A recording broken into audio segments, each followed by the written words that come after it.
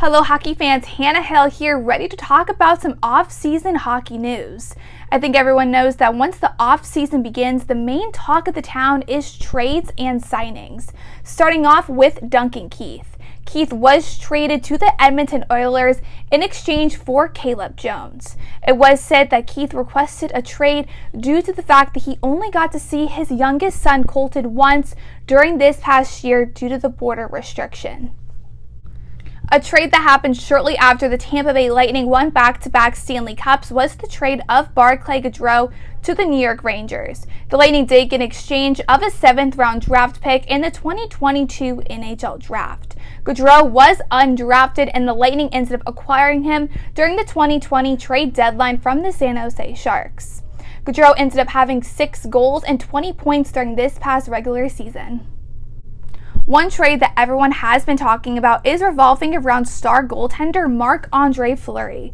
Fleury was traded from the Vegas Golden Knights to the Chicago Blackhawks. But word around the town is saying that Fleury found out he was traded to the Hawks via social media. There are rumors going around that Fleury will hang up the skates and retire. Now let's talk about those big signings, starting off with Alex Ovechkin of the Washington Capitals. On July 27th, on Tuesday, Alex Ovechkin was re-signed to a 5-year, $47.5 million deal. So Capitals fans, you can sit back and relax and breathe because the captain will stay in DC for 5 more years. Taylor Hall is indeed staying in Boston. Hall signed a 4-year, $24 million deal. The Boston Bruins ended up acquiring him from the Buffalo Sabres right before that trade deadline ended up closing, and I definitely feel watching him this past season and in the playoffs, Hall definitely showed his place on the Boston Bruins roster, and it looks like a lot of people are also seeing that as well.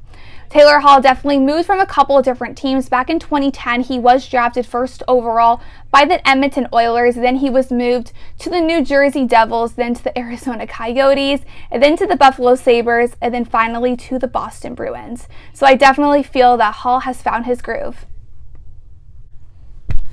I am 100% sure that Colorado Avalanche fans woke up with a smile on their face this morning, as last night it was confirmed that Colorado Avalanche's Gabriel Landeskog ended up signing an 8-year, $56 million deal. So yes, the captain is staying in Colorado.